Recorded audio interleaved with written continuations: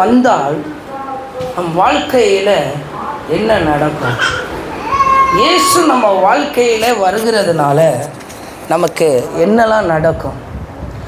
இன்றைக்கி அநேக இடத்துல பார்க்குறேன், எங்கே பார்த்தாலும் சுகர் பேஷண்ட் இன்றைக்கி என்ன ஆகிட்டாங்க, நிறைய பேர் ஆகிட்டாங்க. எங்கே பார்த்தாலும் சுகர், ப்ரெஷர், பிபி, எங்கே பார்த்தாலும் நோய், எங்கே பார்த்தாலும் பலவீனம், எங்கே பார்த்தாலும் யாரை கேட்டாலும் உடம்பு சரியில்லை, பலவீனமாக இருக்கிறேன்னு சொல்லி. ஆனால் வசனம் சொல்லுகிறது, இயேசுவை விசுவாசிக்கும் போது அவர் நமக்கு சுகத்தை ஆண்டவர் கொடுப்பார். இயேசு தான் நமக்கு சுகத்தை கொடுப்பார். இன்றைக்கு கர்த்தர் நம்மளோடு கூட பேசுகிற ஒரு காரியம், தியானிக்கிற ஒரு காரியம். மத்தேயு எழுதின சுவிசேஷம் 8வது அதிகாரம் 6வது வசனத்தை வாசிப்போம். மத்தேயு எழுதின சுவிசேஷம் 8வது அதிகாரம் 6வது வசனத்தை வாசிப்போம். இயேசு வந்தால் என்ன நடக்கும் என்று சொல்லி. ஆண்டவரே, என் வேலைக்காரன் திமிர்வாதமாய் கிடந்து கொடிய வேதனைப்படுகிறான் என்று அவரை வேண்டிக் கொண்டான். அதற்கு இயேசு, நான் வந்து அவனை சொஸ்தமாக்குவேன் என்று கர்த்தர் சொல்லுகிறார். இயேசு நம்ம வாழ்க்கைக்குள்ளே வந்தால், இயேசு வந்தால் நமக்கு என்ன நடக்கும் என்றால், ஒரு ஹீலிங் லைஃப், ஒரு சுகமுள்ள வாழ்வு, ஒரு சுக வாழ்வை ஆண்டவர் நமக்கு, ஆரோக்கியமுள்ள வாழ்க்கையை ஆண்டவர் கொடுப்பார். இந்த 100க்கு அதிபதி உன்னுடைய வேலைக்காரன் திமிர்வாதக்காரமாய் உடம்பு சரியாதவனாக இருக்கிறான். இவன் ஒரு 100க்கு அதிபதி என்பதனால இவன் எங்கே வேணால் போயிருக்கலாம். ஆனால் இவன் இயேசுவை தேடி வருகிறான். வந்து இயேசுவை வேண்டிக் கொண்டான். இன்றைக்கு உடல்நிலை சரியில்லைன்னா முதல்ல நம்ம என்ன செய்யணும்? ஆண்டவரே, நான் ஜெபம் பண்ணுறேன், ஜெபம் பண்ணுவோம், சரியாயிருன்னு சொல்லணும். ஆனால் நம்ம என்ன சொல்லுவோம் தெரியுமா? நான் ஒரு டாக்டரை பார்த்தேன், அங்கே போய் பாருன்னுவோம். இன்னொருத்தனை போய் கேட்டால் அவன் சொல்லுவான், இன்னொரு டாக்டர் இருக்கிறார், அவரை போய் பாரு, இவரை போய் பாரு. இப்படி தான் நம்ம வாயிலேருந்து வார்த்தை வருகிறது. நம்ம வாயிலேருந்து ஜெபம் பண்ணுவோம், கர்த்தர் சரி பண்ணுவார். அந்த விசுவாசமுள்ள வார்த்தையை சொல்ல முடிகிறதா? 100க்கு அதிபதி சொல்லுகிறான், வேண்டிக் கொள்ளுகிறான். அதற்கு இயேசு சொல்லுகிற வார்த்தை, இயேசு வந்து அவனை என்ன செய்வேன்? நான் அவனை சொஸ்தமாக்குவேன் என்றார். இன்றைக்கு யார் நம்ம வீட்டில் சுகவீனமாக இருந்தாலும் சரி, இயேசு வந்து நம்மளை சொஸ்தமாக்குவார். இயேசு வந்து நமக்கு சுகம் தருகிறவராக இருப்பார். இயேசு மாத்திரம்தான் நமக்கு அந்த சுகத்தை ஆண்டவர்னால் தர முடியும். இயேசு வந்தால் ஒரு ஹீலிங் லைஃப் நம்ம வீட்டில் இயேசு வந்தால், இயேசு இருந்தால் ஒரு சுகமான ஒரு வாழ்க்கை, ஒரு நோய் இல்லாத ஒரு வாழ்க்கையை கர்த்தர் நமக்கு கொடுப்பார். பேதுருவை கூட்டிக்கிட்டு இயேசு நடந்து போகிறார். போகும்போது பேதுருவனுடைய வீட்டுக்கு போகும்போது, பேதுருவனுடைய வீட்டில் அவங்க மாமி ஜுரத்தில் படுத்துக்கிட்டு இருக்கிறத பார்க்குறாரு இயேசு.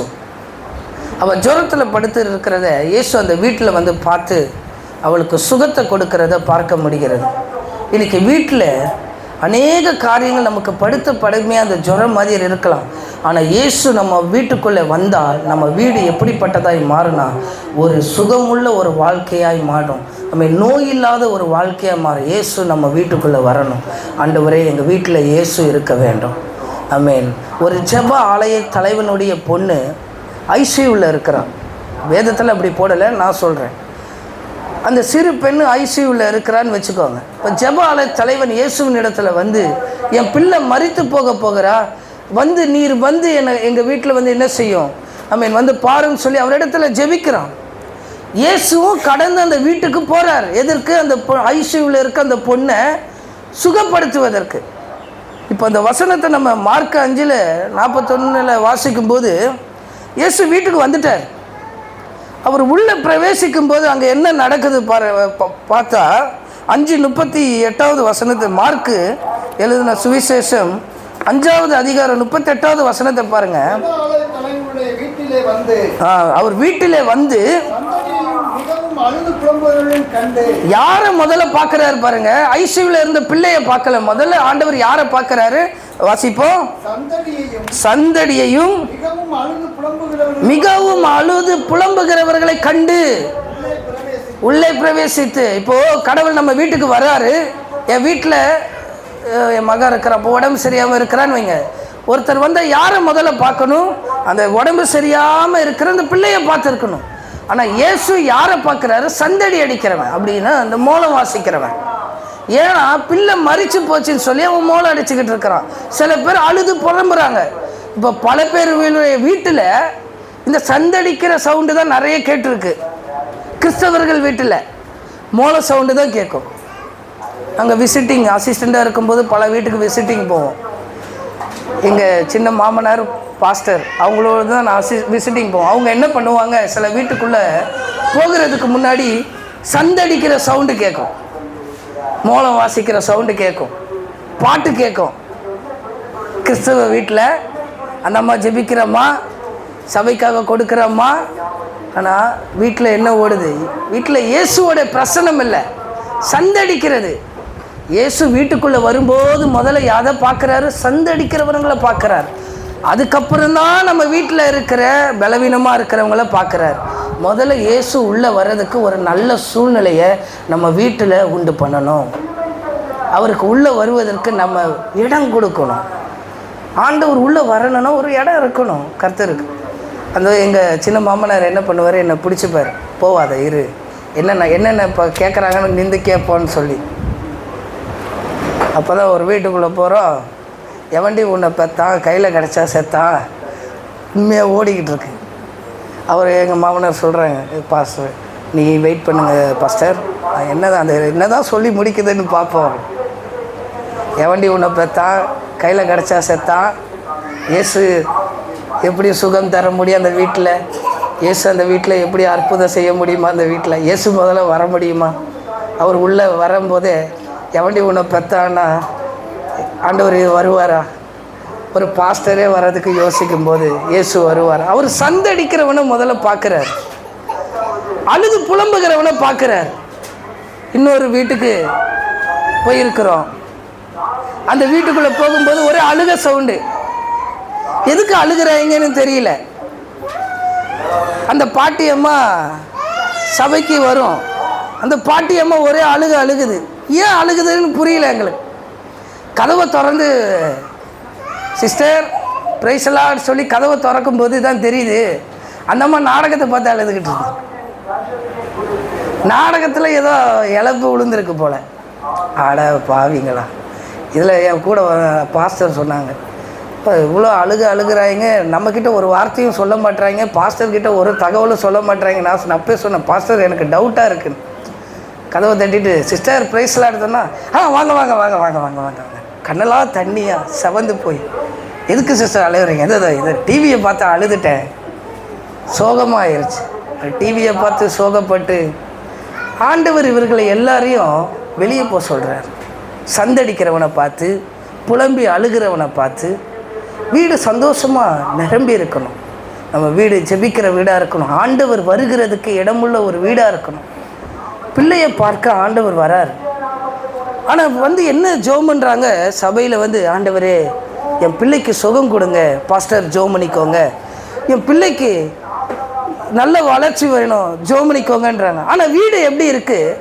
சந்தடிக்கிற ஒரு வீடாக இருக்குது, அழுது புலம்புகிற ஒரு வீடாக இருக்குது. நீ நல்லதுக்கு அழும்பு புலம்புனா பரவாயில்ல, தேசத்துக்காக ஏதோ நியூஸ் பார்த்து அழுந்து இருந்தால் கூட நம்ம என்ன பண்ணியிருக்கலாம். பாவம் ஏதோ நியூஸை பார்த்து அழுகிறாங்க, யாரோ இறந்துருக்காங்க.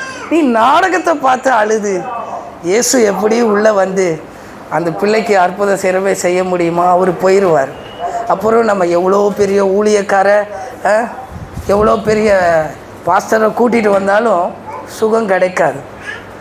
பாஸ்டரை கூப்பிட்றதுக்கு முன்னாக இயேசு அந்த இடத்துல என்ன செய்யணும்? உங்கள் வீட்டுக்குள்ளே இருக்கணும். ஆமென், அல்லேலூயா, ஆமென். கரங்களை உயர்த்தி, ஆண்டவரே எங்கள் வீட்டில் நீங்கள் வாங்கப்பா, நீர் வந்தால் ஒரு சுகம், ஒரு ஹீலிங் லைஃப் உண்டாக உதவி செய்யுங்கப்பா, ஒரு சுகமுள்ள வாழ்க்கை கிடைப்பதற்கு உண்டாக தேவன் உதவி செய்யுங்கப்பா.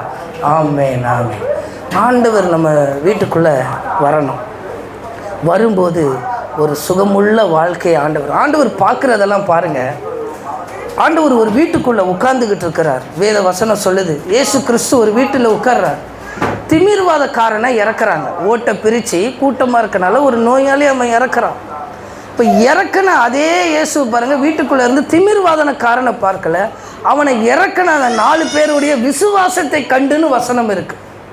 இங்கே சந்தடி அடிக்கிறவனை பார்க்குறாரு, அங்கே 4 பேர் கூட்டிகிட்டு வந்த 4 பேர் விசுவாசத்தை பார்க்குறார். இயேசு ஒரு வீட்டுக்குள்ளே பிரவேசிக்கும் போது இந்த வீட்டுக்கு சமாதானம்னு சொல்லியிருக்கிறார். ஆனால் நம்ம போகிற வீடுலாம் எப்படி இருக்குது? சண்டை சச்சரவமாக இருக்குது. இன்னொரு வீட்டுக்கு விசிட்டிங்குள்ளே போகும்போது யாரா உன்னை உள்ளே விட்டதுன்னா நம்மளது இல்லை, நான் பாஸ்டரே இந்த கிழிக்கிறாங்கன்னு பார்த்தா பாஸ்டரில் அந்த அம்மா கணவரை தான் அந்த கிழிச்சிருக்கு. அவர் பாவம் திட்டு வாங்கிட்டு அவன் இதே உட்காந்துக்கிட்டு இருக்கிறான். பாஸ்டர் பிரைஸல் ஆடணும்னு அந்த அம்மா நைட்டி போட்டுட்டு வந்து பிரைஸல் ஆடு. இதுக்கு முன்னாடி என்ன நீ உன் கணவரை கிழிச்சிருக்கிற. இயேசு இந்த மாதிரி வீட்டுக்குள்ளே வரமாட்டார். வீட்டில் விசுவாசம் இருக்கணும். அந்த திமிர்வாதக்காரனை இறக்குற அந்த 4 பேர் விசுவாசத்தை ஆண்டவர் பார்க்கிறார். உன் பக்கத்து வீட்டுக்காரன் உடம்பு சரியில்லைன்னா சபைக்கு கூட்டிகிட்டு வரும்போது அவன் உடம்பு சரியில்லைன்னா அவனுக்கு பாவம் பட்டு சுகத்தை கொடுக்கறத விட நீ கஷ்டப்பட்டு போய் சொன்னியம்மா, உன் விசுவாசத்தை பார்த்து அவனுக்கு ஆண்டவர் சுகத்தை கொடுப்பார். சபைக்கு அப்படி கூட்டிகிட்டு வரணும். எல்லாம் இப்போ கூட்டிகிட்டு உடம்பு சரியாதவன்னு கூட்டிகிட்டு வர்றதில்லை. கிறிஸ்தவர்களே அவங்க வாயிலிருந்து வர வார்த்தை எப்படி ஆயிடுச்சுன்னா, எனக்கு தெரிஞ்ச டாக்டர் ஒன்று இருக்கிறார், இதுதான் சொல்கிறாங்க. யாராக இருந்தாலும் ஒரு பிள்ளைக்கு உடம்பு சரியில்லைன்னா ஒரு கிறிஸ்தவங்க சர்ச்சுக்கு ஜோம் பண்ணுவோம், பாஸ்டருக்கு ஜோம் பண்ணிட்டு ஹாஸ்பிட்டல் போவோம். எனக்கு தெரிஞ்ச டாக்டர் ஒருத்தர் இருக்கிறார், நல்லா பார்ப்பார், ஃபீஸ் நல்லா வாங்குவார், நல்லா பில்லு கொடுத்து ஃபீஸ் கொடுத்து போட்டுருவார். 4000 ரூபாய். ஒரு குடும்பம் இருந்தது, குடும்பத்துடைய பிள்ளைக்கு உடம்பு சரியில்லை. அந்த பிள்ளைய என்ன செய்கிறாங்க, அவங்க பார்த்த டாக்டர்னு சொல்லி கூட்டிகிட்டு போயிருக்கிறாங்க. போனால் 4500 ஃபீஸை போட்டு அனுப்பியிருக்கான் ஒரு ஊசிக்கு. அது கவர்மெண்ட்டில் போயிருந்த இல்லை, இதில் போயிருந்தால் 500 ரூபா தான் ஃபீஸாக, 4500 ரூபா ஏமாற்றி விட்டுருவான். விசுவாச பிள்ளைகள் என்ன வார்த்தை சொன்னால் அந்த விசுவாசத்தை பார்க்குறார் ஆண்டவர். உன் வீட்டில் இயேசு வந்து சுதந்திரம்னா அந்த விசுவாசம் இருக்கணும். பக்கத்து வீட்டுக்காரர் உடம்பு சரியில்லை, எங்கள் சர்ச்சுக்கு வாங்க ஜெபம் பண்ணோம், சரியாக போயிடும், வந்து ஜெபம் பண்ணுங்க அப்படின்னு சொல்லும்போது ஆண்டவர் என்ன செய்கிறார், ஒரு சுகத்தை ஆண்டவர் அவர்களுக்கு தருகிறவராக இருக்கிறார். அந்த விசுவாசத்தை அவர் பார்க்குறார். இதை தியானிக்கும் போது பாருங்கள், இயேசு பார்க்குறதெல்லாம் பலவீனமாக இருக்கிறவனை பார்க்கல, வீட்டில் பலவீனமாக இருக்கிறவனை காட்டிலும் அந்த பலவீனத்துக்காக விசுவாசத்தோடு தன் குடும்பம் இருக்கிறத தான் ஆண்டவர் பார்க்குறார். அங்கே வயசான அம்மா படுத்திருக்கோம், தம்பி தண்ணி எடுத்துகிட்டு வாப்பான்னு 3 வாட்டி சொல்லியிருப்பாங்க. இந்த அம்மா என்ன செய்யும், சும்மா கடை அப்படின்ட்டு ரிமோட் எடுத்து மாற்றிக்கிட்டே இருக்கும் சேனலில். இப்படி இருந்தால் இயேசுவினால் எப்படி சுகம் தர முடியும்? ஒரு மாமியார் பலவீனமாக படுத்திருக்கிறான், மருமக என்ன செய்யணும், நல்லா பார்க்க முடியலன்னு தெரியல, கேட்டதையாச்சும் எடுத்து கொடுக்கணும். மாமியாரை கவனி, அவள் கிடக்கிற, அவள் எப்போ போவான்னு இருக்கிறான்ற மாதிரி அந்த மருமக இருக்கிறான். இப்படி இருந்தால் இயேசு வாழ்க்கையில் அற்புதம் செய்ய முடியாது. அவர்களுக்கு செய்ய வேண்டிய கனத்தை ஆண்டவர் பார்க்கிறார். அதை நிமித்தமாக தான் ஆண்டவர் ஆசீர்வதிக்கிறார். ஒரு அம்மாவுக்கு 2 பிள்ளை, 2 மகனும் இறந்து போயிட்டான் வேதத்தில். இப்போ அந்த 2 மருமகளும் விதவியாக இருக்கிறா. இப்போ மாமியார் சொல்கிறாங்க, நீங்கள் 2 பேரும் திரும்பி போயிருங்க, என் மகன் செத்து போயிட்டான், நீங்கள் உங்கள் வீட்டுக்கே போயிருங்கன்னு. ஒருத்தி ஓடிட்டா, விட்டா போதுன்னு. இன்னொருத்தி என்ன பண்ணுறா, நான் உண்மை விடாமல் பற்றி கொண்டு இருப்பேன் சொல்லி மாமியாரோடு கூட இருக்கா. இதான் என் குடும்பம். இதை தான் ஆண்டவர் அந்த ரூத்தை பார்க்குறார். இதை பார்த்து தான் ரூத்தின் மூலிமா ஆண்டவர் பெரிய ஆசீர்வாதத்தை ஒரு சந்ததியை ஆண்டவர் கொண்டு வருகிறார். இன்றைக்கு இதை தான் ஆண்டவர் பார்க்கிறார். எனக்கு உடம்பு சரியில்லை, எனக்காக ஜெபம் பண்ணிக்கோங்க. ஜெபம் பண்ணுறது நல்லது, ஆனால் உடம்பு இல்லாதவங்களை நீங்கள் எந்த விதத்தில் அவர்களை நடத்துகிறீங்க அதை இயேசு பார்க்குறார். உடம்பு சரியாதவங்க வீட்டில் இருப்பாங்க. சில பேர் பக்கத்து வீட்டில் ஆம்புலன்ஸ் வந்தாலும் இவன் என்ன பண்ணுவான், சன் மியூசிக்கு டிவி பார்த்துட்டு தான் இருப்பான். அவன் ஆம்புலன்ஸ் வந்ததும் தெரியாது, போனது தெரியாது. அந்த பாட்டி அம்மா இறந்துருச்சான்னு கேட்குறான். ஒரு நாள் இறந்து அடக்கம் பண்ண பிறகு கேட்குறான், அந்த அம்மா இறந்துருச்சான்னு. அந்த அளவுக்கு தெரியாமல் இருக்கிறாங்க. விசுவாசத்தை பார்த்து தான் நம்மளுக்கு சுற்றி இருக்கிறவர்களுக்கு ஆண்டவர் சுகத்தை தர முடியும். இயேசு வந்தால், நம்ம வீட்டில் வந்தால் ஒரு ஹீலிங் லைஃப், ஒரு சுகமுள்ள வாழ்க்கையை இயேசுவினால் தர முடியும். 2வது, இயேசு வந்தால் ஒரு மாற்றமுள்ள வாழ்க்கையை தர முடியும். ஒரு டிரான்ஸ்ஃபர்மேஷன் லைஃப்பை கர்த்தரால் மாத்திரம்தான் கொடுக்க முடியும். ஒரு வாலிப தம்பியை இடையில பார்க்கும்போது கேட்டேன், முடியெல்லாம் வெட்டி நீட்டாக இருந்தால் என்னடான்னா, ஒரு படத்தை பார்த்து தெரிஞ்சிட்டேன்றான். சினிமா படத்தை பார்த்து அவன் தெரிஞ்சிட்டானா. 2 மணி நேரம் படத்தை பார்த்து தெரிஞ்சிருக்கிறான். எனக்குள்ளே ஒரு யோசனை, நம்ம நிறைய பிரசங்கம் பண்ணுறோம், ஆனால் நம்ம ஜனங்க எப்போ தெரிஞ்சுவாங்க, நம்ம ஜனங்க எப்போ அவன் ஒரு 2 மணி நேரம் படத்தை பார்த்து அவன் தெரிஞ்சிட்டான்றான். வக்கீலாக போகிறேன்றான். அந்த படத்தை பார்த்துட்டு அதில் ஏதோ ஹீரோ வக்கீலா, இவனும் வக்கீலாக போகிறேன்றான். சரி விட்டாச்சு. சபைக்கு வர வாலிப தம்பி. அப்புறம் இன்னொரு நாள் பார்த்து கேட்கும்போது போலீஸுன்றான். இப்போ வேறு படம் பார்த்தீங்கன்னா ஆமான்றான். மாற்றம் எங்கே வருதுன்னா சபைக்குள்ளே வரணும். இயேசு வந்தால் நம்ம வாழ்க்கையில் மாற்றம் இருக்கும். அந்த மாற்றம் நம்மளை கொண்டு போகும். இயேசு வந்து நடந்து போயிட்டே இருக்கிறார், கடலோரமாக போயிட்டே இருக்கிறார். போகும்போது படவை பார்க்குறாரு, வலை பின்னிக்கிட்டு இருக்கிறான். கடலில் வலையை பின்னிக்கிட்டு இருக்கிறான். பேதுருவும் அந்திரேவும் வலையை போட்டுக்கிட்டு உக்காந்துட்டு இருக்கிறான். வலை போட்டு எதுக்கு உட்காரான்? மீன் பிடிக்கிறதுக்காக உட்காரான். இயேசு அவனை பார்க்குறார். அந்த வலை போடுறவனை பார்த்து நீ என்ன பின்பற்றி வா அப்படின்னு ஆண்டவர் சொல்கிறார். வந்த பிறகு அவன் வலையை உடனே போட்டுட்டு வந்த பிறகு அவன் வாழ்க்கையில் ஒரு மாற்றத்தை ஆண்டவர் கொடுக்குறார். இன்றைக்கி நம்மளும் வலை போட்டுட்டு தான் இருக்கிறோம். எதுக்கு வலை போடுறோம்? நல்ல ஒரு ஏற்றத்துணை கிடைக்கிறதுக்கு வலை போடுறோம். நல்ல ஒரு பிஸ்னஸ் கிடைக்க வலை போடுறோம். சில பேர் வலை போட்டுக்கிட்டே இருக்கிறோம். மீன் அகப்பட மாட்டேங்குது, ஆசீர்வாதம் அகப்பட மாட்டேங்குது, நல்ல வேலை கிடைக்க மாட்டேங்குது. வலை போட்டுக்கிட்டே இருங்க. ஆனால் இயேசு வந்துட்டா உன் வாழ்க்கையில் நீ வலை போட்டுக்கிட்டு இருந்தாலும் வலை பின்னிக்கிட்டு இருந்தாலும் ஆமென், ஆண்டவர் ஒரு மாற்றமுள்ள வாழ்க்கையை உனக்கு ஆண்டவர் கொடுப்பார். அதான் இயேசு வந்து அவன் வாழ்க்கை மாறும். அது வரைக்கும் அவனுடைய லைஃப்பில் ஒரு டிரான்ஸ்ஃபர்மேஷன் கிடையாது. படவுல உட்கார்றான். இன்னொரு 2 வசனம் கழிச்சு வந்தால் யாக்கோபும் அவனுடைய சகோதரரும் வலையை என்ன செய்கிறாங்க? பின்னி கொண்டு இருக்கிறார்களாம். இவன் வலையை போட்டுக்கிட்டு இருக்கான், அவன் வலையை பின்னிக்கிட்டு இருக்கிறான். ஆமென். கர்த்தர் இன்றைக்கு எந்த சூழ்நிலையில் நீங்கள் வலை போட்டுருக்கிறீங்க, அந்த வலையை ஆண்டவர் உங்களுக்கு ஆசீர்வாதமாய் மாற்ற இயேசு வருகிறார். இயேசு உங்கள் வாழ்க்கையில் வந்தால் மாற்றமான வாழ்க்கை. இந்த ஊழியமும் சரி, ஒரு வலையை தான் நம்ம போட்டிருக்கிறோம். இதில் அநேக ஆத்துமாக்கள் வரதோ ஆண்டவருடைய டிரான்ஸ்ஃபர்மேஷன் உண்டாகும், மாற்றம் உண்டாகும். கர்த்தர் நம்ம வாழ்க்கையை மாற்றுவார். நம்ம விசுவாசமாய் நீங்கள் இருக்கும்போது ஆண்டவர் மாற்றுவார். இன்றைக்கு கர்த்தர் வந்தால் உங்கள் வீட்டில் ஒரு சுகமுள்ள வாழ்க்கை இருக்கும், ஒரு ஹீலிங் லைஃப் இருக்கும். கர்த்தர் வந்தால் ஒரு டிரான்ஸ்ஃபர்மேஷன் லைஃப் உங்கள் வாழ்க்கையில் கர்த்தர் கொடுப்பார். என் வாழ்க்கையில் 25வது வயதில் ஒரு டிரான்ஸ்ஃபர்மேஷன் லைஃபை எனக்கு கொடுத்தார் ஆண்டவர். அதற்கு முன்னாக நம்ம இந்த உலகத்தில் பிரதான பாவியாக இருந்த என்ன ஆண்டவர் ஒரு டிரான்ஸ்ஃபர்மேஷன் லைஃப்பை எனக்கு 25வது வயதில் ஆண்டவர் என்னை தொட்டார். இல்லைன்னா இன்றைக்கி நான் ஒன்று ஜீவன் இல்லாமல் இருந்திருக்கணும், இல்லைன்னா ஜெயிலில் இருந்திருக்கணும். 2 ஏதாவது ஒரு இடம்தான். ஒரு நாள் எங்கள் பாஸ்டருக்கு கார் டிரைவர் நான். மதுரை கேம்ப் சைட்டுக்கு வாலிப பிள்ளைகளுக்கு கூட்டம் நடக்கும். இதுக்கு கார் ஓட்டுறதுக்கு நான் தான் வருவேன். வேன் ஓட்டிகிட்டு போகிறதுக்கு, கார் ஓட்டிகிட்டு போகிறதுக்கு நான் தான் வருவேன் டிரைவராக. அதில் ஒரு நாள் கூட்டிகிட்டு போகிறேன். எங்கள் பாஸ்டரை கூட்டிகிட்டு போகும்போது எங்கள் பாஸ்டர் ஒரு பைபிள் காலேஜில் அங்கே ஒரு வேலையாக போனார். போகும்போது இறக்கி விடும்போது சொல்ல, பைபிள் காலேஜ் கொஞ்சம் தூரம் தள்ளி அங்கே ஜெயில் இருக்குது. பாஸ்டர் சொன்னார், ஜான்சன் நீ ஒழுங்காக ஆண்டவருக்கும் வாழ்க்கையை ஒப்புக்கொடு, இல்லைன்னு வை, ஒன்று இந்த பைபிள் காலேஜ் வருவேன், இல்லைன்னா ஜெயிலுக்கு தான் போவேன் நீ அப்படின்னார். என்ன நேரத்தில் சொன்னார்? அடுத்த கூட்டத்துக்கு நான் வரும்போது ஆண்டவர் அந்த வருடத்தில் என்னை ரட்சித்தார், அந்த ஊழியத்தை செய்வதற்கு எனக்கு கொண்டு வந்தார். இல்லைன்னா என் வாழ்க்கை இன்றைக்கி சிறைச்சாலையில் இருந்திருக்கும். என் வாழ்க்கை இன்றைக்கி ஜீவன் இல்லாத வாழ்க்கையாக இருந்திருக்கும். ஆண்டவர் வலை போட்டு கொண்டு இருந்தேன், இந்த உலகத்துக்கு என்னை வலை போட்டு கொண்டு இருந்தேன்.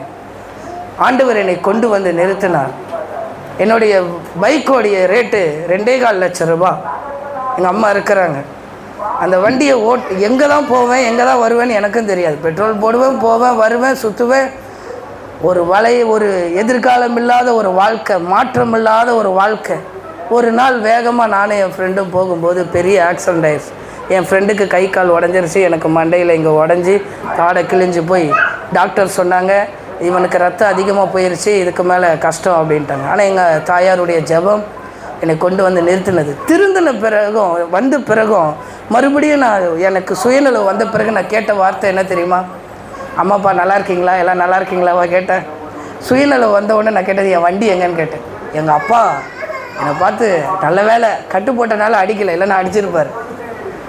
ஏண்டா உயிர் பொழைச்சி வந்திருக்கிற, நீ வண்டி எங்கன்னு கேட்குற? மாற்றம் இல்லாத ஒரு வாழ்க்கை. என் கூட எப்பவுமே ஒரு 8 பேர் இருப்பான். அதில் 2 பேரும் போய் கையெழுத்து போடுறவன் போலீஸ் ஸ்டேஷனில். மாற்றம் இல்லாத வாழ்க்கை. ஒரு மாற்றமே இல்லாத வாழ்க்கையை கர்த்தர் வந்தார் என்றால் நம்ம வாழ்க்கையை ஆண்டவர் மாற்றுவார். இன்னைக்கு அந்த நண்பர்கள் இந்த மாற்றத்தை பார்க்குறாங்க. ஜான்சன் நீ இன் பண்ணி சட்டை போடுறியான்னு கேட்குறான் ஒருத்தன். ஜான்சன் வெள்ளை சட்டை போடுறியான்னு கேட்குறான். பட்டன்லாம் போட்டிருக்கேன்றான் ஒருத்தன். வாழ்க்கையில் இயேசு வரும்போது நம்ம வாழ்க்கை மாற்றம் அடைஞ்சிடும். நம்ம வாழ்க்கை அற்புதமாய் கர்த்தர் மாற்றுவார். இயேசு வந்தால் உங்கள் வாழ்க்கையை ஆண்டவர் நிச்சயமாய் மாற்றுவார். நீங்கள் வலை போட்டு கொண்டு இருக்கலாம். நீ எதற்கு வலை போடுற என்பதை இயேசுவுக்கு தெரியும். நீ யாருக்கு வலை போட்டு கொண்டு இருக்கிறாய் என்பது இயேசுவுக்கு தெரியும். அதனால் மாற்றமுள்ள ஒரு வாழ்க்கை. லூக்கா எழுதின சுவிசேஷம் 19வது அதிகாரம் 10வது வசனத்தை வாசிப்போம். லூக்கா எழுதின சுவிசேஷம் 19வது அதிகாரம் 10வது வசனத்தை வாசித்தீங்கன்னா, இழந்து போனது தேடவும் ரட்சிக்கவுமே கர்த்தராக இயேசு கிறிஸ்து மனுஷகுமாரனாய் வந்திருக்கிறார். நீ இழந்து போனதை தேடுவதற்காக வந்திருக்கிறார். ஆவிக்குரிய வாழ்க்கையில் எதை இழந்து போய் இருக்கிறீங்க? இது ஒரு நாள் வாலிபர் கூட்டத்தில் பிரசங்கம் பண்ணும்போது ஒரு பையன் வந்து கேட்டான், இழந்து போனதை தேடவும்னு. அவன் கேட்குறா, ஒரு பொண்ணு என்னை விட்டு இழந்து போயிடுச்சு, திரும்ப இயேசு கொண்டு வந்து கொடுப்பாரா? ஏய், இயேசு என்ன மாமாவாடா? உன் பொண்ணெல்லாம் சேர்த்து வைக்கிறதாடா? இழந்து போனதை தேடவும்னா எதை? அந்த மகிமையை, தேவ பிரசன்னத்தை நீங்கள் இழந்திருக்கிறீங்க. சபையில் அந்த பிரசன்ன, ஆண்டவரை ஆராதிக்கிறோம், பிரசன்னத்தை உணர முடியல. ஆண்டவரை பாடுறோம், மகிமையை உணர முடியல. இழந்து போனதை தேடவும் உங்களை ரட்சிப்பதற்காக ஆண்டவர் உன்னை ரட்சிப்பதற்காக வந்திருக்கிறாரா? உன்னை விட்டுட்டு போனது நல்லது. அவளோடு கூட உன் வாழ்க்கையை வாழ்ந்து நீ கெட்டு போகிறதுக்கு உன்னை விட்டுட்டு போகிறது நல்லது. உன்னை ஆண்டவர் ரட்சிப்பதற்காக வந்திருக்கிறார். இன்றைக்கி ஒரு கிராமத்தில் அவன் பாஸ்டர், ஆண்டவர் என்னை ரட்சித்தார். இழந்து போனதை தேடுறதுக்காக கர்த்தர் நம்மளை ரட்சிப்பதற்காக வந்திருக்கிறார். இந்த காலை வேளையில் சபைக்குள்ளே வருகிறோம். நம்ம வாழ்க்கையில் எதை இழந்திருக்கிறோம்? உலக பிரகாரமாக இழந்த காரியத்தை ஆண்டவர்னால சுலபமாக தர முடியும். அதுக்கு பெரிய ஒரு காரியம் ஒன்றும் தேவையில்லை. ஜெபிச்ச ஆண்டவர்னால எதை வேணாலும் செய்ய முடியும், கொண்டு வந்து தர முடியும். ஆனால் தேவ பிரசன்னத்தை உங்கள் வாழ்க்கையில் நீங்கள் இழந்துடக்கூடாது. அந்த பிரசன்ன சபைக்குள்ளே வரும்போது நீங்கள் உணரணும். தேவ மகிமையை உங்கள் வாழ்க்கைக்குள்ளே என்ன செய்யக்கூடாது? இழந்துடக்கூடாது. ஆண்டவருடைய அபிஷேகத்தை உங்கள் வாழ்க்கையில் இழந்துடக்கூடாது. கர்த்தர் உங்களை அபிஷேகம் பண்ணியிருக்கிறார், உங்களை ரட்சித்திருக்கிறார், உங்களுக்கு ஞானஸ்தான அடையாளத்தை கொடுத்திருக்கிறார். அதை நீங்கள் இழந்து போயிடக்கூடாது. ஞானஸ்தானத்தை எடுத்துட்டு பின்மாற்றமாய் போனவன் அநேக பேர். என்னோட கூட ஞானஸ்தானம் எடுத்தவங்கலாம் இன்னைக்கு பாதி பேர் கிறிஸ்தவத்திலே இல்லை. மாலை போட்டுட்டு டூர் போகிறான். இன்ஸ்டாகிராமில் அது பேர் என்னப்பா, அது VLOG விலாக் அது போட்டுக்கிட்டு இருக்கான். என்னோட ஞானஸ்தானம் எடுத்தவன் மாலை போட்டு இப்போ என்ன பண்ணுறான்? ஊராக போய் விலாக் போட்டுட்ருக்கிறான் இன்ஸ்டாகிராம். அதில் வேறு எனக்கு அனுப்பி விட்றான், லைக்கு போட்டுட்டு. நான் இன்ஸ்டாகிராமே யூஸ் பண்ணலடா. நான் மாற்றமுள்ள வாழ்க்கையை இயேசு தருகிறது போல இழந்து போன வாழ்க்கையை தருவதற்காக தான் ஆண்டவர் வருகிறார். அந்த அபிஷேகம் நமக்கு வேணும், தேவ பிரசன்னம் நமக்கு வேணும், தேவ மகிமை வேணும். இதுதான் ரகசியம். இந்த பிரசன்னத்தை நீங்கள் உணர்ந்துட்டீங்கன்னா எல்லாமே கர்த்தர் மாற்றிடுவார். அந்த பிரசன்னம், நான் எங்கே போனாலும் முதல்ல ஜெபம் பண்ணுறது, ஒரு செக்ஷன் மீட்டிங் போனாலும் 1 மணி நேரம் நான் ஜெபம் பண்ணாமல் போகிறதே கிடையாது. அது இந்த பாஸ்டர் கூட்டத்தில் நான் ஜெபம் பண்ணாமல் போகிறதே கிடையாது. அங்கே மட்டும் தேவ பிரசன்னம் இல்லாமல் போயிட்டோன்னா அங்கே நம்மளை இழந்து போனதை இன்னும் இலக்க வச்சு அனுப்பி விட்டுருவாங்க. இதுக்காகவே என் மனைவி கேட்பேன், இதுக்கு எதுக்குப்பா சபையில் போய் ஜெபம் பண்ணிட்டு போய், இதுக்காகவே 1 மணி நேரம் முழங்கால் போட்டு ஜெபம் பண்ணிட்டு போவோம் பாஸ்டர்ஸ் மீட்டிங்கில். இழந்து போன அபிஷேகத்தை, ரட்சிப்பை ஆண்டவர் உனக்கு கொடுப்பார். உலக பொருளை நீ இழந்திருக்கலாம், உலக நண்பரை நீ இழந்திருக்கலாம், இல்லை உன் நேசித்தவனை நீ இழந்திருக்கலாம், யாரை நீ இழந்திருக்கலாம். அதெல்லாம் உனக்கு நன்மை தான் நான் சொல்லுவேன், அதெல்லாம் நன்மையானது தான். ஆனால் ரட்சிப்பை நீ உன் வாழ்க்கையில் இழந்துடாத, அபிஷேகத்தை உன் வாழ்க்கையில் இழந்துடாத, தேவ பிரசன்னத்தை உன் வாழ்க்கையில் இழந்துடாத. ஆவிக்குரிய வாழ்க்கை உனக்கு ரொம்ப முக்கியம். அதற்காக தான் சபையில் உன்னை ஆண்டவர் கொண்டு வந்திருக்கிறார். அதற்காக தான் இயேசு கிறிஸ்து வந்திருக்கிறார் என்று நமக்கு தெரியும். இது எல்லாம் நமக்கு இருந்தால், இப்போ இயேசு வந்தால் நமக்கு ஹீலிங் லைஃப், இயேசு வந்தால் நமக்கு ஒரு மாற்றமுள்ள ஒரு வாழ்க்கை, டிரான்ஸ்ஃபர்மேஷன் லைஃப். இயேசு வந்தால் இழந்து போனதை அவர் ரட்சிக்கிறதற்காக நமக்கு வந்திருக்கிறார். இப்போ நம்ம எதற்கு வந்திருக்கிறோம்? இவ்வளோ நேரம் இயேசு வந்ததை பார்க்கிறோம். நம்ம எதற்காக வந்திருக்கிறோம்? அவர்கள் எல்லாம் ஒருமனப்பட்டு ஒரு இடத்துல கூடின பொழுது பரிசுத்த ஆவியானவர் அவர்களை நிரப்பினார். இயேசு இறந்த பிறகு அவர் பரமேறி செல்லும் பொழுது தேற்றவாள அனுப்புறேன்னு சொல்கிறார். இப்போ இவங்க இந்த இயேசுவை விசுவாசித்த ஜனங்கள் சபையாய் அவர்கள் ஒருமனப்பட்டு ஒரு இடத்துல கூடினார்கள். இன்றைக்கு கர்த்தர் இந்த நாட்களிலே 2025 இன்றைக்கு உங்கள் எல்லாரும் வேறு வேறு திசையிலிருந்து வந்திருக்கிறோம். ஆனால் எல்லாரையும் ஆண்டவர் ஒருமனப்பட்டு இன்றைக்கு இந்த இடத்துல கூட்டி இருக்கிறது எதற்கென்றால் நீங்கள் பரிசுத்த ஆவியினால் நிரப்பப்படுவதற்காக. இயேசு வரும் பொழுது ஆமென், பரிசுத்த ஆவியானவர் நம்ம மேலே இறங்குவார். அவர் தேற்றரவாளனாய் உன்னோடு கூட ஆண்டவர் இருக்கிறவராக இருப்பார். உன்னை நிரப்புவதற்காக நீங்கள் எல்லாம் ஒருமனமாக இங்கே வந்திருக்கிறீங்க. எல்லாருடைய நோக்கம் என்ன? தேவனை ஆராதிக்கணும், கர்த்தருடைய வார்த்தையை கேட்கணும். இப்படி ஒருமனமாய் கூடுகிற இடத்துல பரிசுத்த ஆவியானவருடைய நிரப்புதல் உங்கள் வாழ்க்கையில் இருக்கணும். நீங்கள் சபையை விட்டு கடந்து போகும்போது பரிசுத்த ஆவியானவருடைய நிரப்புதல் இருக்கணும். நீங்கள் நிரம்பாமல் போகிட்டீங்கன்னா ஒரு இடத்துல போய் தண்ணி பிடிக்க போகிறீங்க, வெறும் குடமாக உங்கள் கொண்டு போனால் உங்கள் வீட்டில் சும்மா இருப்பாங்களா? ஏன்னா குடத்தை கொண்டு போயிட்டு வெறும் குடமாக கொண்டு வரேன்னு தண்ணியை நிரப்பிட்டு தானே நம்ம அதில் கொண்டு போகிறோம். சபை ஜீவ தண்ணீர் உள்ள ஒரு இடம். இங்கே நீங்கள் ஒரு மனமாக கூடி ஒரு மனமாக நம்ம தேவனை உயர்த்தி பாடி ஆராதிக்கும் போது, ஒரே மனமாக நம்ம இங்கே கர்த்தருடைய வார்த்தையை கேட்கும்போது பரிசுத்த ஆவியானவர் உங்களை நிரப்புவார். நீங்கள் காலியான பாத்திரமாக வந்திருக்கலாம். ஏன்னா வாரத்தில் 6 நாள் நீங்கள் ஓடுகிறத பார்க்க முடிகிறது. இந்த 7வது நாளில் நீங்கள் கர்த்தருக்காக வரும்போது உங்களுடைய ஜீவ தண்ணீரினால் பரிசுத்த ஆவியானவர் உங்கள் குடங்களை ஆண்டவர் நிரப்புவார். உங்கள் பாத்திரங்களை நிரப்பப்பட்டு போகணும். சில பேர் சபைக்கு வரும்போது திரும்பி போகும்போது அவன் வெறுமையாக போவான். ஒரு நாள் ஒரு கார் ஒன்று வெளியே நின்றுக்கிட்டு இருக்கு. நான் பார்க்கிங் டியூட்டி பார்க்குறேன். அந்த சபையில் அசிஸ்டண்ட்டாக என் வேலை. நல்ல காணிக்கப்பட்டு பாடுற ஆள், நல்ல ஜெபிக்கிற ஒரு ஆள். அந்த ஆளோட காரு பின்னாடி யாரும் வண்டியை நிப்பாட்டிட்டான். வேறு ஒன்றும் கிடையாது. நம்மளால தான் என்ன சொல்லுவோம்? பாஸ்டர் இல்லை பிரதர், இது யார் வண்டின்னு கேளுங்க, நவுத்துங்க, எடுத்து விட்டால் போயிடுவோம். உள்ளே வந்து ஆராதித்தவர், ஜெபம் பண்ணவர், கர்த்தருடைய வார்த்தையை கேட்டவர், காணிக்க போட்டவர், பிரைஸ்லாடுன்னு எல்லாருக்கிட்டையும் சொன்னவர், இப்போ வெளியே வந்து அந்த வண்டியை யார் நிப்பாட்டினா சொல்லி ஒரே சண்டை. பாருங்கள், உங்களுக்குள்ளே அந்த நிரப்புதல் இல்லாமல் நம்ம போயிட்டோன்னா இதுதான் நடக்கும். அப்போ அவனுடைய மாம்சம் வெளிப்படுது. ஒரு நாள் நானும் என் மனைவியும் ஊழியம் எங்களுக்கு அப்போ இல்லை, ஒரு சபைக்கு போயிட்டு நாங்கள் வரோம். ஒரு காருக்காரன் பஸ்ஸுக்காரங்கிட்ட சண்டை போடுறான். நாங்கள் அந்த பஸ்ஸில் இருக்கிறோம். எட்டி பார்க்குறோம், காருக்கு முன்னாடி இதோட பெரிய பைபிள் முன்னாடி இருக்குது. காருக்கு முன்னாடி சிலுவை தொங்குது. சண்டை போடுறது யார்? கிறிஸ்தவன். அவன் எங்கேருந்து வரானா? சிஎஸ்ஐ சர்ச்சிலேருந்து வெளியே தான் வருது காரு. அந்த சபைக்குள்ளேருந்து வெளியே வந்த உடனே பஸ்ஸுக்காரன் வந்துட்டான்னு சொல்லி சண்டை. உங்கள் வாழ்க்கையில் நீங்கள் ஒரு மனமாக சபைக்கு வரணும். நம்ம எல்லாருக்குள்ளேயும் ஒரு மனசு இருக்குது. நம்ம எல்லாருடைய மனதும் ஒரு மனமாக வந்து கர்த்தரை ஆராதிக்கணும். ஆண்டவரை நான் போற்றி பாடணும், ஆண்டவரை பார்க்கணும், கர்த்தருடைய வார்த்தையை கேட்கணும். அவர் வார்த்தை உங்களை பலப்படுத்தும். நீங்கள் கேட்கும்போது கர்த்தருடைய வார்த்தைக்காக ஆவலாய் வரும்போது ஆண்டவர் உங்களோடு கூட பேசுவார். அந்த நிரப்புதல் உங்களுக்குள்ளே இருக்கணும். இவங்க எல்லாம் ஒருமனப்பட்டு அந்த வீட்டு மேலே கூடின பொழுது பரிசுத்த ஆவியானவர் அங்கே இறங்கினார். இன்றைக்கு அந்த நிரப்புதலோடு நீங்கள் கடந்து போகும்போது நமக்குள்ளே ஒரு சாட்சி இருக்கும். ஆண்டவர் இந்த சபையில் வருகிற ஒவ்வொருவருடைய வாழ்க்கையை நாங்கள் பார்த்து ஜெபம் பண்ணிக்கிட்டு இருக்கிறோம். ஒவ்வொருவருடைய வாழ்க்கையில் ஒரு மாற்றமோ நிரப்புதலையோ நாங்கள் அதை பார்க்குறோம், உணர்கிறோம், கேள்விப்படுகிறோம். ஆண்டவர் அப்படி மாற்றிக்கிட்டே வரார். கர்த்தர் பெரிய மாற்றத்துக்குள்ளே நம்மளை நடத்துவார். பராக்கிரமசாலியான கர்த்தர் இந்த மாதத்தில் சொல்லியிருக்கிறார். அந்த இயேசு வந்தால், பராக்கிரமசாலியான கர்த்தர் வந்தால் உங்கள் வீட்டில் சுகம் இருக்கும். இந்த வார்த்தையை காலையில் ஜெபத்தில் தியானிச்சுட்டு இருக்கிறேன். எங்கள் பாட்டிக்கு உடம்பு சரியில்லை, சபைக்கு வர எங்கள் தகப்பனாருக்கு உடம்பு சரியில்லைன்னு சொல்லி கேள்விப்பட்டேன்.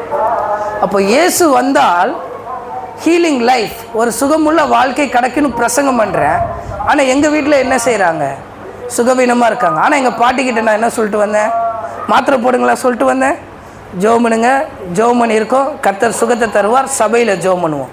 இந்த விசுவாசத்தை பார்த்து ஆண்டவர் சுகத்தை தருவார். ஆமாம், இப்படி தான் சொல்லிட்டு வரணும். எவ்வளோ 650 போட்டியா? 1 hour கழிச்சு ஒன்று போடு, 2 ஹவர் கொஞ்சம் சுடு தண்ணி அங்கே வச்சுருக்க குடிச்சிரு, நான் ஆராதனைக்கு போயிட்டு வரேன் அப்படி சொல்லக்கூடாது. உங்களுக்காக சபையில் ஜோம் பண்ணுறோம்ப்பா, விசுவாசமாக இருங்க, கர்த்தர் சுகத்தை தருவார், ரெஸ்ட் எடுங்க அப்படி சொல்லிட்டு வரணும். 4 பெட்ஷீட் எடுத்து கொடுத்து இன்னும் 4 போட்டுக்கோ, ஏசி 21 வச்சு நல்லா தூங்குன்னு சொல்லிட்டு வரக்கூடாது. உங்கள் விசுவாசத்தை தான் ஆண்டவர் பார்க்குறார். சுகவீனமாக இருக்கிறவனை ஆண்டவர் பார்க்குறத காட்டிலும் நீ நல்ல விசுவாசத்தோடு இருக்கிறியான்னு பார்க்குறார். இயேசு வந்தால் சுகமான வாழ்க்கையை கொடுப்பார், மாற்றம் உள்ள ஒரு வாழ்க்கையை கொடுப்பார், நிரப்புதல் உள்ள ஒரு வாழ்க்கையை ஆண்டவர் கொள்வார். கண்களை மூடி ஜெபம் பண்ணுவோம். ஆண்டவரே, இனி இந்த சபையை விட்டு நான் போகும்போது ஒரு மனமாய் நான் வந்து தேவனை ஆராதித்து தேவனுடைய பிரசனத்தை உணர்ந்து ஒரு நிரப்புதலோடு நான் கடந்து போவேன். இயேசுவே, எங்கள் வீட்டிலே நீர் வருவீராக, எங்களோடு